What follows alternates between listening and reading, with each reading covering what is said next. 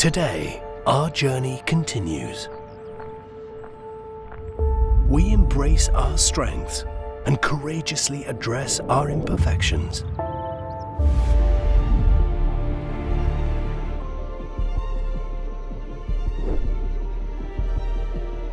Today, we keep our minds open to new possibilities. Today, we are passionately in pursuit of brilliance. Today, we are ready. And tomorrow, the same. We are Williams. Hi, I'm George Lamb and I'm here with Williams Racing for the reveal of the brand new livery for the 2022 season. And I've got to tell you, as a Formula One fan, I'm very, very excited. Now, we head into the new Formula One season after one of the most nail-biting championships in the recent years, and with the excitement of an expanded calendar to 23 races, including a hotly anticipated new event in Miami. And with 2022 comes new cars and new regulations designed for closer racing. It's a time for new beginnings for both Williams Racing and Formula One. Now, I'm delighted to tell you that we are joined by CEO and team principal of Williams, Jost Capito. Jost, how you doing? Lovely to see you. I'm fine. Good to see you, George. Very good. Very excited about the new year. Obviously, you guys, you had an amazing season. You came 8th in the championship overall, and you also had that podium finish at Spa. You must be feeling very excited about the new season. Yeah, it was a great season for us, especially the step from 20 to 21 was really great. And these results, the points and the podium, gave a boost to the entire team, not just to the guys who are on the racetrack, but also to everybody in the factory. That's the designers, the engineers, to everybody. And I hope that this bus will show up in the performance of the FW44 this year. Yeah, me too, man. I wanted to ask you about these new regulations. A lot of talk about them. Every time you open the back of the newspaper, they're talking about these new regulations, say it's going to be closer racing than ever. Do you think that is the case? The regulations are really new. So the whole aerodynamic concept of the car is very, very different. And it should allow the cars to drive closer to each other because the so-called dirty air behind the car should be much less. And we will see if that really happens. And the theory is one thing, and the reality has to prove that the theory is right, but we'll see. Yeah, and any big learnings that have come through from last year? You learn all the time. I think it's more than 40 years now that Williams is in Formula One, so all the experience over the tens of years, they come together, they collect, and we have a great talent within the team, and we'll see what they could have done. All right, we'll have to wait and see on that. Now, we've heard from the boss, but I think we need to hear from some drivers. This season, we see the return of a certain Nutella-loving Canadian point scorer and a new driver in the form of an F1 podium sitter and DTM race winner. Let's take a look.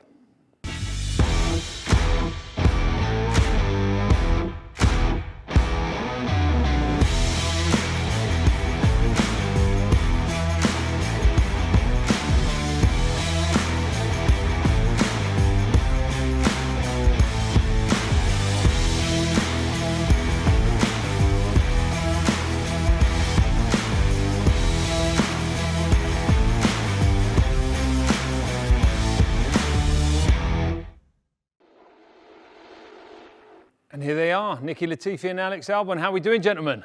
Yeah, very good. Excited to be here. Absolutely. Jost, before I get stuck into it with the boys, talk me through your decision to have these guys representing you this year. Nicky has to be in the team because we both love Nutella. Okay, no, Nicky is with us already 2 years, and he deserved the place for the 3rd year, definitely. And yeah, he showed really great performance, especially to end of last year when he really got into the rhythm and was very close to George. So we expect quite a lot from Nicky for this year. And look, Alex is, he has podiums on his belt, a lot of experience, and I think from his character and from his fighting attitude, he perfectly fits the team. Okay, great. Nicky, how does it feel to be back? Yeah, I mean, I'm super excited to be back. I'm a 3rd year with the team, so yeah, really looking to build and use the experience I have from the first 2 years I have with them, and you know, especially going into a new year, new regulations, new cars, you know, a fresh start for everybody, and I think you know, having that experience within the team is going to be, you know, it's going to be really helpful and be crucial to kind of help push everyone, develop the car, and yeah, get us back into more fighting ways. So yeah, I just can't wait to get started. And how was the off season, by the way? It was very busy. What did you get up to? What's downtime like for an F1 driver? I mean, downtime, I guess, is you know, after Abu Dhabi, kind of shooting off for the holidays. You know, spending time with family, friends, and kind of just switching off from the motor racing world. And then, you know, very soon after that, it's kind of straight back into it, straight back into the preseason training. A lot of days at the factory, the simulator preparations, a lot of media days. I did go do some ice driving as well in Finland, which was quite fun. So yeah, it's just kind of a bit of everything, really. And yeah, just waiting for the first time to get to drive the real car now. Yeah, I bet. I bet. Alex, how about you? Welcome back to Formula One. Thank you. How does that feel? Good, good. It feels like, yeah, a year out, you're kind of itching to get going, and just makes you hungry to get back into the seat. So for me, it was much more about, yeah, trying to get as much experience as I could. That year out was actually a way to see things from a different perspective, see how the team operates, in a way that it's not just purely focused on the driving side, but how a team operates. So hopefully, you know, I can use that experience as well from last year. And as Nicky said, you know, it's a team that's really on the climb. Williams, you know, it's exciting to be part of this new journey, and I'm hopefully being able to use a bit of what I know and bump it along the way. Absolutely. And now we're going to reveal the car in a moment. You guys have seen it already. In one word, can you describe it for me? It's a real beauty. Yeah, that's and if it's as fast as it looks, then we'll be very, very good. Okay. Okay. How about you, Nicky? I actually have one word to describe. Fresh. Fresh. Sorry, Blue. Blue. All right. Can you tell by the kit? It's time to reveal the 2022 Williams Racing Challenger. So without further ado.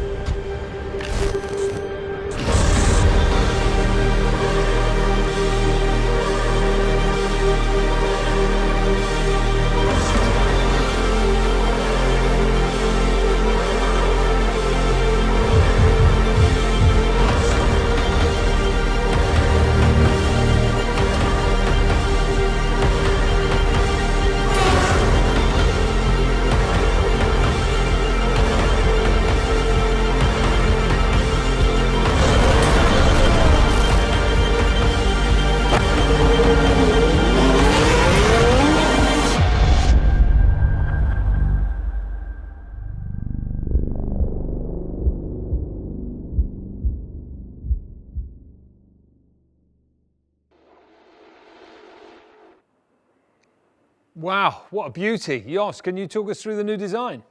Yeah, the design really reflects on the brand definition we have redone last year, especially when you look at the various shades of blue with the diamond scheme that we have in the brand as well, and also the little touch of red. Okay, and what are these flashes of red? What's that all about? That's a British. Okay, so the red is there we are a British team, we are a proud British team, and that's why we have a hint of red on the car. And I noticed there's a new logo down the side. Yeah, it's the Duracell, and we are very proud that we could partner up with Duracell, and it's a perfect synergy of the brands for performance and technology, and this really got the brands together, and we're really looking forward to that partnership as we benefit a lot from their technology, as they will benefit from our experience and technology as well, and that really makes it a great partnership. Yeah, I bet. What are we thinking, gentlemen? I think it looks great. I mean, fresh, like I said. I mean, the blue has been synonymous with Williams for many, many years, so I think that's important that it stayed. And yeah, the new flashes of red and a little bit of kind of electric blue, I think it looks great in person, and I think it's going to look even better on camera. Alex? Yeah, as these guys said, it's clean.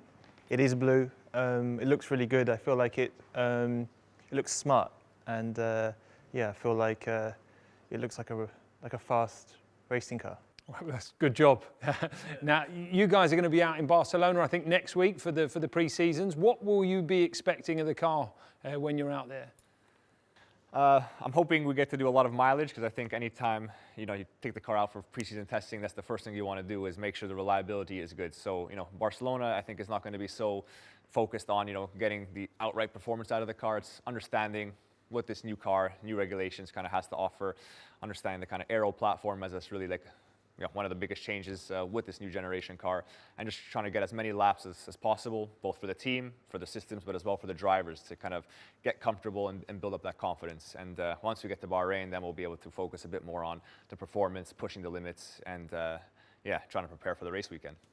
Anything to add, Alex? Yeah, no, as Nicky said, I feel like it is so different. We are driving completely different cars to previous years, so in terms of reliability, but also just track time, it becomes that much more important to have good running, efficient running. And yeah, so Barcelona, it will be also for me getting the neck muscles back up and running. But I'm very excited, and I feel like, yeah, if we can have a smooth 3-day test in Barcelona, then we can go into Bahrain and yeah, start pushing the limits. So, Nicky, how different do you think these new cars are going to be physically and mentally to drive? I mean, I think until we get going and actually drive the car, it's a bit difficult to say. I mean, there's, let's say, an anticipation of what we're expecting. I think a lot of drivers are kind of hearing the same things, that it is going to be a bit of a bumpier ride for various reasons, so maybe a bit more physical in that sense, maybe more aggressive to drive. But I mean, in terms of my preseason training, there hasn't really been much change to that. It's kind of just trying to be as fit as can be, because that first day is always kind of just completely shatters you. So yeah, very much looking forward to it. And yeah, I mean, if it's more of a challenge, it's more of a challenge for everyone, and an opportunity for us to try and do a better job.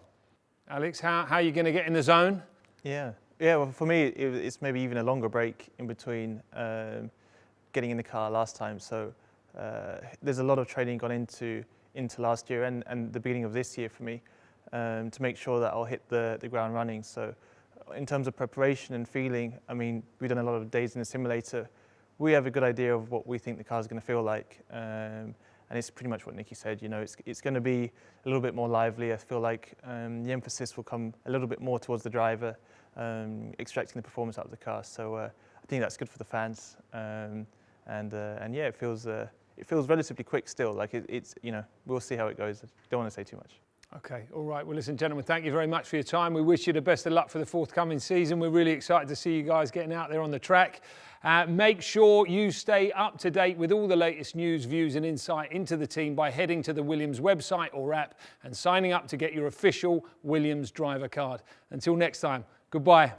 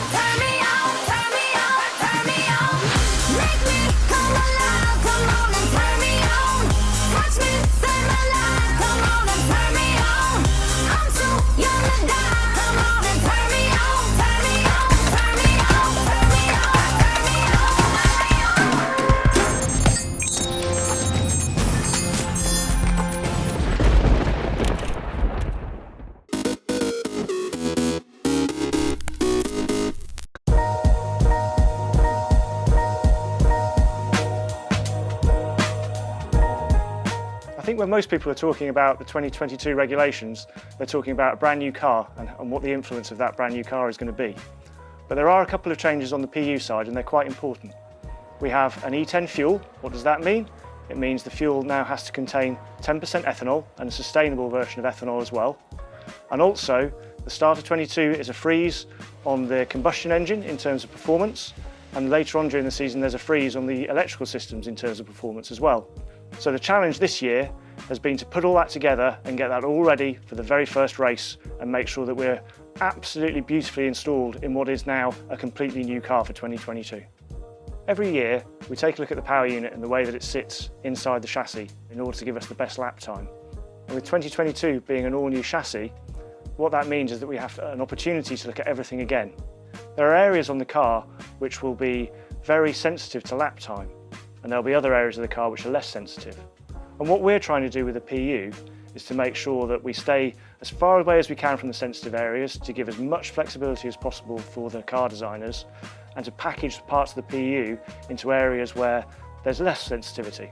So what that means is working hand in glove with the chassis department, with all those engineers, to make sure that the PU fits in exactly where it needs to make sure we can make the fastest overall package.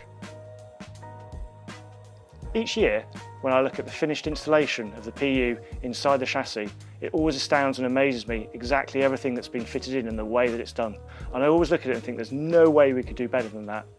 And then every year we do it again, and once again I think, crikey, there's no way we could have done it better than that. It's just a great overall continuing iteration of making things better and better. And what we've got the opportunity with the new car is to take a fundamental re-look at things. And in some ways that gives us more opportunity, and it sparks the enthusiasm and it sparks the imagination of the engineers even more to make that installation great. With the all-new chassis regulations, that meant that the opportunities and the areas of high sensitivity, we had to look all over again and see what they were and find out exactly what compromises should be taken chassis side and engine side in order to make the fastest lap time. And of course what that means is the team from Brackley, the team from Brixworth have to be incredibly close right from the start to make sure that the direction of travel we're taking is the correct one. There have been biocomponents in the fuel throughout the hybrid era. What we had was a requirement to have 5.75% by volume of biocomponents. The change this year is that percentage has gone up. It's gone up to 10%, and also instead of it being open what biocomponents you use, you've had to use ethanol. So the change to the biocontent to being ethanol, what that means is the engine is going to react slightly differently to the fuel. So there are some areas of the performance we're really happy with, and other areas where honestly we're less happy. And what we have to do is change the fuel where we can and change the hardware of the PU where we can in order to maximise the effect of the things we do like and minimise the effect of the things we don't. As in every year, when we're developing the fuel, it's a partnership between ourselves and Petronas to make sure that the fuel is enjoying the PU experience and the PU is enjoying the fuel experience. The change this year to go to the E10 is probably the largest regulation change we've had since 2014.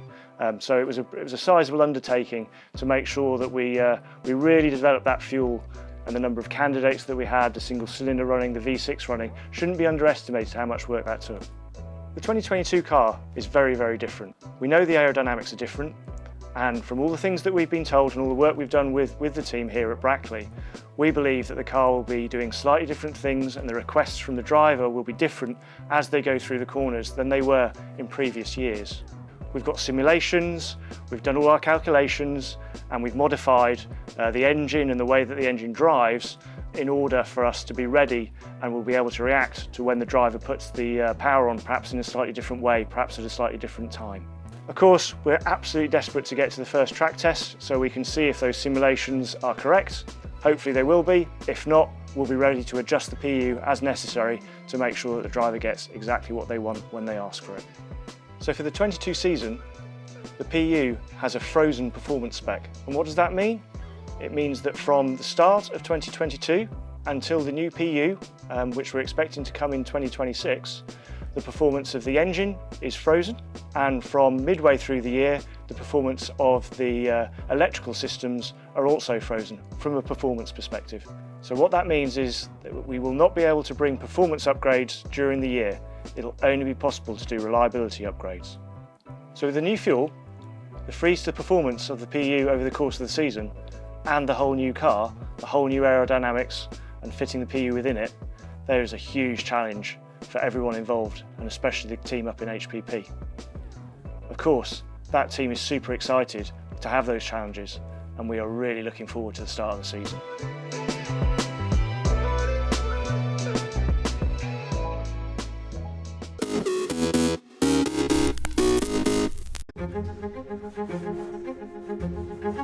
First idea was really to create a sculpture in motion. We knew the car had to be extremely beautiful. After all, our inspiration was the Porsche 853. A long hood, dramatic proportions. The Grand Touring is about the romance of the journey. So we had to deliver on that level. A comfortable car, a car you want to stay and spend time in, and also a car that you want to drive. And I thought it was a perfect story, you know, to try to recreate this romance about using a car. It's very natural for a designer to design experience. The car comes after. I wanted this interior to be more like a chic salon. We had to find a way to make that extremely elegant car become this driving machine. And this involved a change of geometry. Skysphere has two distinct personalities. It's a Grand Touring car with a long wheelbase, and it's automated in that mode. But it's also a sports car. In that mode, it's got a short wheelbase. This element becomes a key element into this transformation. That's where the magic happens, you know, the synchronization of this movement brings the steering wheel close to you. To have this interior changing completely of personality is fantastic. Go again, go again. And it's all about driving dynamics, about the thrill of driving. I love about this car. It's got the streamlined look of a speedster. When the car changes its shape, it changes also the light. I love the way we reinterpreted the iconic Audi single frame, you know. Of course, we don't need a radiator anymore. So we created this jewel on the front. I'm always in quest of perfection. Sometimes it's a problem. Yeah, but the thing is, we never had designed this. This was never in the data. It doesn't make me a very easy person to live with. That's really a fantastic Audi face. We sketch a lot by hand, but we engage very early on 3D models. Right away, after a few days, we can put on the goggles, the VR goggles, and have a discussion about what they created, what they have to change, if it works. You know, it's very soft. I would do it more defined, Kyle. Another idea was to go to a green. Yeah, that's the one. No, hey, that's the one. The green is the one. All the material inside are a tribute where this car was born in California. The wood is eucalyptus. We developed the data here in Malibu and send it overnight to Germany. But I think it's super interesting to take what we did last time and we do it dark with the same feeling. This is cool. And you work and you argue about 1 millimeter on the line, you know, and you can be your typical idiosyncratic designer, you know, fighting about things that nobody will notice. This is what we like the most. And I'm fine, I have to say, guys. Side view is for me, it's done. We tried so many things. I mean, we tried moving the windshield a little bit forward. We tried different size of cabin, different size of hoods. Only this works. It's a relief, you know, you actually see that it's happening. It's not all virtual, you know, it comes to reality.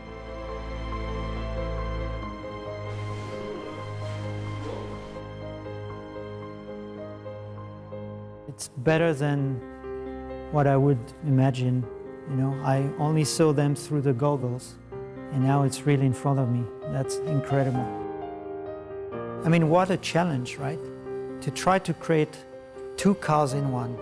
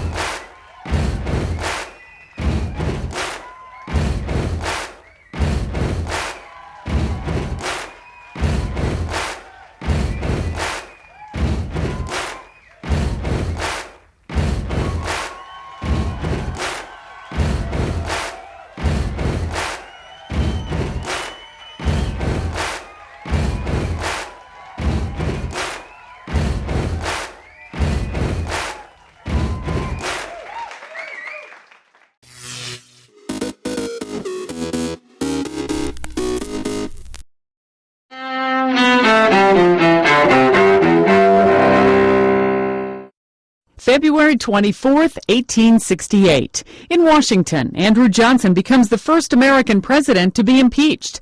The House of Representatives impeaches Johnson after he tries to fire Secretary of War Edwin Stanton. Johnson is later acquitted by a single vote in the Senate. 1920, what becomes known as the Nazi Party holds its first major meeting in Munich, Germany. Under Adolf Hitler, the Nazis later turned Germany into a dictatorship that brings World War II and the Holocaust. 1945, American forces liberate the Philippine capital of Manila from Japanese control in the final months of World War II. 1981,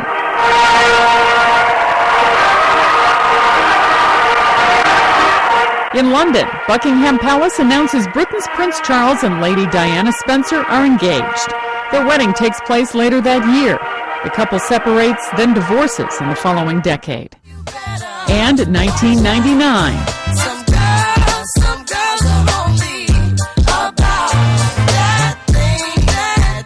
Lauryn Hill wins 5 Grammys for her debut solo album, The Miseducation of Lauryn Hill.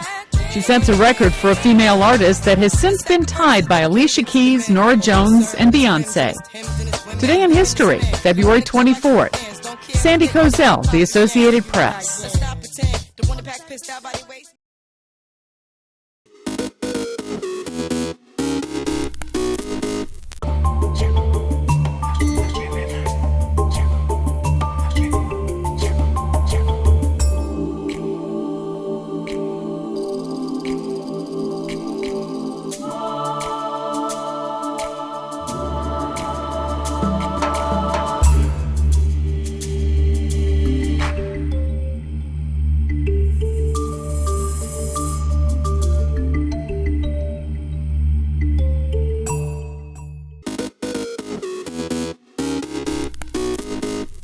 Welcome back in our studio, and in today's news,